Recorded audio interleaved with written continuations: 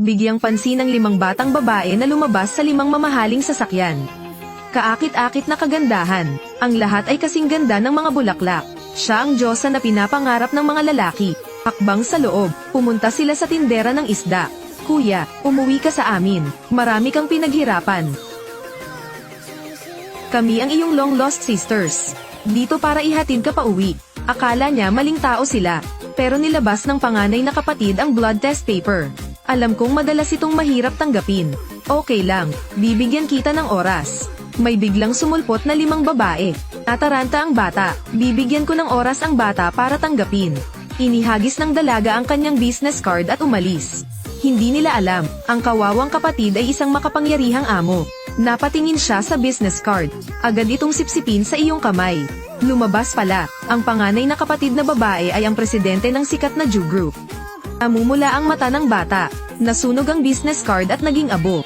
Boss, 100 milyong order ang ginawa. Ipinadala sa iyong mapapangasawa. Ang Fuji Group ay sinusuportahan mo sa nakalipas na 3 taon.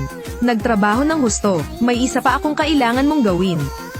Pakilyusan ang lahat, suriin ito para sa akin. Ang totoong pagkakakilanlan ng 5 babae kanina lang. Kumain ng binata ng bagong lutong isda na sopas. Pumunta ka sa kumpanya ng asawa mo. Lumabas ang sekretarya para pigilan ang binata. Nabitawan ang lunchbox sa kamay niya. Naglabas ng card ang secretary na nagkakahalaga ng 1 million.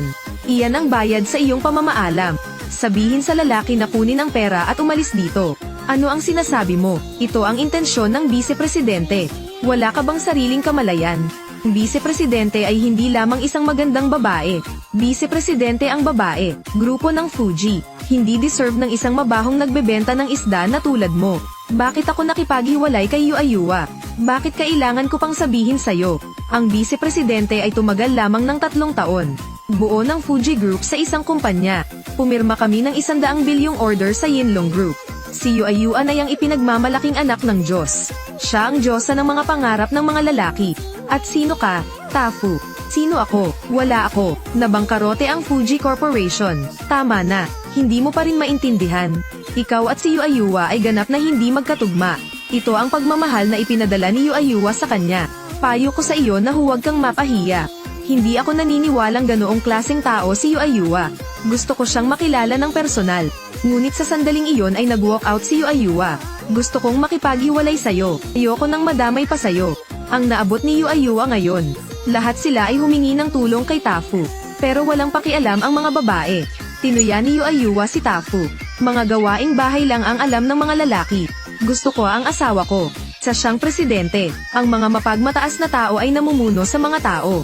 Parang nahihiya ako sa'yo, bastard, bukod sa... Sana bantayan mo ang bibig mo. Huwag ipaalam sa iba, si Yuayua ay may dating kasintahan na nagtitinda ng isda. Alam kong masasaktan ka ng husto sa pangyayaring ito. Bibigyan pa kita ng 1 million. Sana hindi mo na ako guluhin. Akala ko napakaswerte mo. Sa huli, ang lahat ay bumaba sa paghingi ng karagdagang pera. 1 milyon. Ang halagang ito ay hindi gaanong mahalaga sa ating mga mata. Pero sa mata ni Tafu, para itong ginto. Sapat na upang baguhin ang kanilang buhay. Hindi mapahiya si Tafu. Pinunit ito ng bata. Hindi nasiyahan si Tafu dahil sa kaunting pera.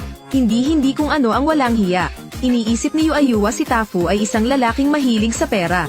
Mangyaring sabihin ang halaga na gusto mo. Kitang-kita ni Tafu ang totoong mukha ng asawa. Galit siyang tumalikod at umalis. Tunay na isang menero, huwag makakuha ng maraming pera. Agad naman siyang umalis. Tutal, 3 years na kami. Ipaubaya mo sa kanya ang dignidad mo. Ang mga taong may pagpapahalaga sa sarili tulad mo ay hindi maaaring kumita ng pera. Ano ang ibig sabihin nito?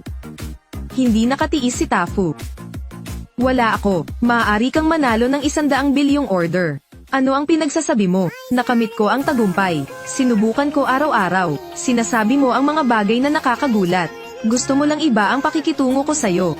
Tumigil sa pangangarap. Hinahamak kita. Alam ng lahat, ang daan-daang bilyong order ni Yinlo. Si Yuayua ang pumirma ng kontrata. Naririnig mo ba ako? Tama, ako ang direktang gumawa ng deal. Daan-daang bilyon. Paliktingin sa'yo. Ano pa ang maitutulong mo sa vice-presidente? No wonder nakipaghiwalay sa kanya ang vice-presidente. Tama na. Sabihin sa kanya ang tungkol sa ating mataas na lipunan. Ito ay tulad ng pagtugtog ng piano para sa isang baka. Ngayong gabi maghahanda ako ng isang party. Wala na akong oras. Umalis ka sa daan ko. Sa party, pipirmahan na ni Yuayua ang 100 bilyong order sa Yinlong Group. Sa oras na iyon, ang mga sikat na tao ay naroroon. Saksihan ang katotohanan. Pagkatapos ngayong gabi, aasenso ang vice-presidente, maging isang taong hindi mo maabot. Pagkatapos magsalita ay umalis sekretarya. Yuayua, huwag mo akong sisihin. Tinanggap ng bata ang katotohanan. Kinabukasan, natagpuan muli ng 5 kapatid na babae-bata. Mahal na mahal nila ang nakababatang kapatid na ito. Ay mga inihanda akong regalo. Ito ay isang bank card. Mangyaring gawin kung ano ang gusto mo. Ang aming Ju Group ang magsasabi sa mundo. Pagkilala sa mga ninuno, pagbabalik sa linya ng pamilya. Ito ang tatak ng nangungunang organisasyon ng asasin sa mundo. 100,000 asasin sa buong mundo ang naghihintay sa iyo. Ito ay isang prestihiyosong singsing. Binigyan kita, tingnan mo. Ako si Tami. Ito ay isang libro tungkol sa medisina. Makapagpapagaling ng lahat ng sakit. Pag-aralan natin ito. Balita ko may asawa kang nagngangalang Yuayua. Nag-ayos ako ng engagement gift na 100 billion. Masayang masaya. Inaasahan ko lahat ang iyong kasal. Ate, hindi na kailangan. Naghiwalay na kami ni Yuayua. Bakit? Sinabi ko sa pamilya Fuji. Pag-uusapan nila ang kasal. Ate, huwag kang mag-alala. Ako na ang bahala sa bagay na ito. Sabay-sabay, gusto siyang pakasalan ng young master ng Ju Group. Nagulat, tuwang-tuwa ang ina ni Yuayua. Kakapirma lang ng 100 bilyong order mula sa Yinlong Group. Nakatanggap sila ng engagement gift na 100 billion. Napakalapit ng tagumpay ng pamilya. Alam na malapit nang dumating ang presidente ng Ju Group. Agad na lumabas ng pinto ang babae. Sa oras na ito, dumating ang isang luxury car. Hindi niya inaasahan. Ang bumaba sa boss ay ang aking dating asawa. Alam mo, bakit ikaw? Sobrang walang hiya. Kumuha siya ng 2 milyon bilang bayad sa breakup. Umalis ka na dito. Alam mo, hindi ba malinaw na sinabi sa iyo ng kapatid ko? Isang nagbebenta ng isda, hindi marunong magmahal ng presidente. Akala niya ay walang hiya siyang nasangkot. Nagbago isip ko. Simpleng pambata, taas ba ang tingin ni Yuayua sa kanyang sarili? Hayaan mo akong sabihin sa iyo. Nagbigay ang Ju Group 100 bilyong regalo pakikipag-ugnayan. Malapit nang maging bilyonaryo ang kapatid ko. Alam mo, hindi ka angkop. Naiintindihan mo ba? Nakakaawa. Sinabi sa akin ng kapatid ko ang tungkol dito. Nandito ako para kunin ang engagement gift ko. Ha ha ha. Ayos ba ang isip mo?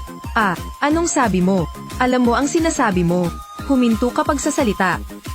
Kung gusto mo ng karagdagang bayad sa pamamaalam, say sagat ako. Mahusay regalo pakikipag-ugnayan. Ang prestihiyosong pamilyang Ju. Kilala mo ba sila? Afu, makinig ka dito. Walang pera pero mukhang mayaman. Tindera lang ako ng isda. Ako si Yuayua. Hindi lamang maaari kang manalo ng daan-daang bilyong mga order. At asawa ako ng isang mayamang pamilya Ju. Yan ang pinagkaiba ko at ikaw. Buong araw ay iniisip niya kung paano ako liligawan. Magbayad ka ng maraming pera. Iyon ang pinagkaiba ng ikaw at ako. Parang wala tayo sa iisang mundo. Ako ay magiging Lady Ju. Hinaharap na unang ginang, number 1 pamilya sa Kyoto. Siyempre ikaw at ako hindi nagmula sa iisang mundo. Gusto mo bang mangikil ng pera sa kapatid ko? I'm in a very good mood today. Gagantihan kita. Papakainin ko lang yung aso. Alam mo, bastard, mag-ingat ka. Kung may susunod pa, hindi lang sampal sa mukha. Alam mo ba kung sino ang nataman mo? Pero nandito lahat ang pamilya Ju. Gusto mong magkagulo. Ano ang gusto mong gawin? Hindi pa ba sapat na nakakahiya? Nakakahiya. Ako ang tumutulong sa iyo na makakuha ng daan-daang bilyong order. Nakakasakit ng ulo ang marinig kong nagyayabang ka. 100 bilyong order. Sino ka sa tingin mo? Ito ay isang kasinungalingan. Hindi ako naniniwala. Mangyaring umalis dito. Tama iyan. Dadalo kami sa party. Okay. Pupunta ako sa party mamayang gabi. Bawiin mo lahat ng binigay sayo. Walang lunas. Tara na.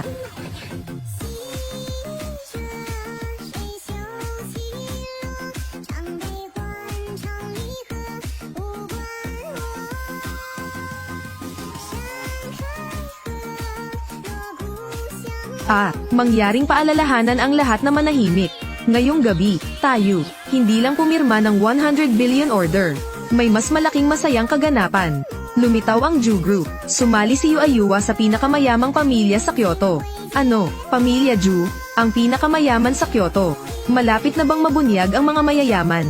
Nakakagulat. Pinuri ito ng lahat. Ate, huwag kang mag-alala. Nandito ako. Umalis na tayo dito, sa ritmo na parang plaster ng balat ng aso.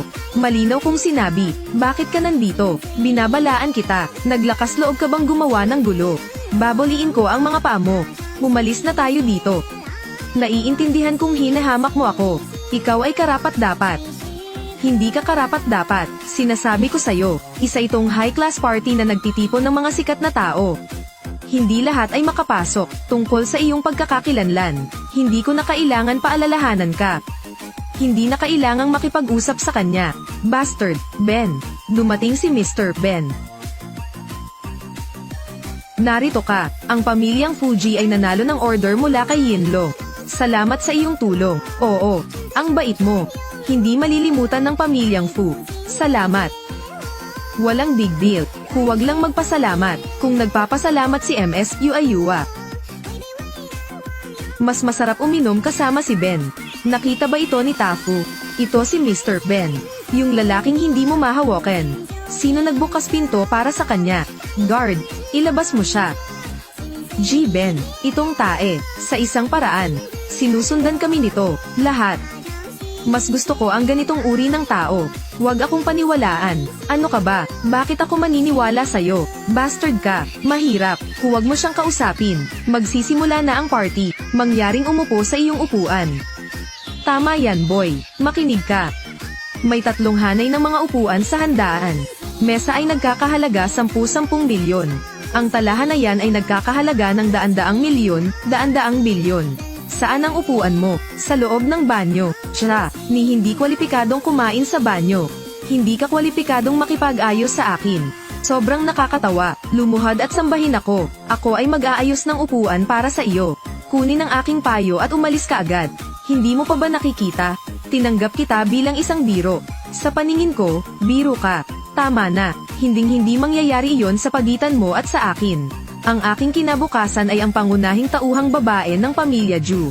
Ang iyong kinabukasan, maaari kang manatili sa palengke, maging tindero, hindi ko na kailangan pang sabihin.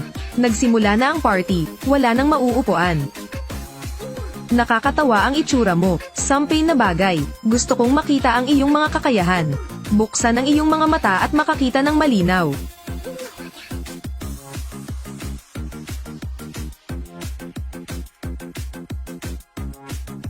Gusto kong malaman ang tungkol sa mga grupo na maaaring nagkakahalaga ng trilyon. Ako ang uupo sa upuan na iyon. Damn, baliw ka, umalis ka, sapat na ako, sa palagay mo ba ay magdadala ito ng magagandang resulta? Umalis ka na dito, wala ka bang self-esteem?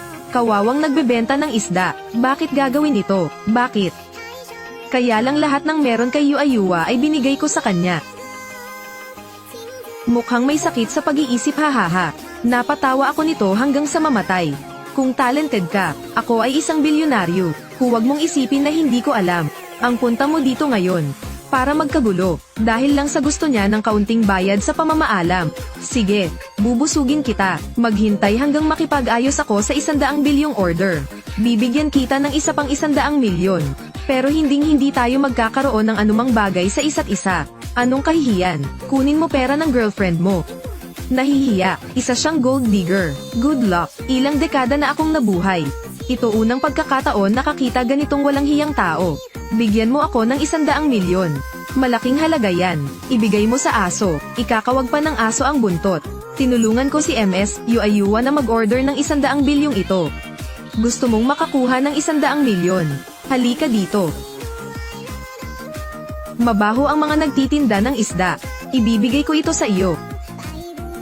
Sino ka? G. Ben ay isang pinarangalan panauhin. Sino ang nagbigay sa iyo ng permiso na makipag-usap sa kanya ng ganoon? Sorry, humihingi ako ng tawad sa kanya. Siya ay nagkakahalaga ng 1,000 beses na higit sa iyo. Bakit hindi mo maintindihan? Mga taong dumarating sa party.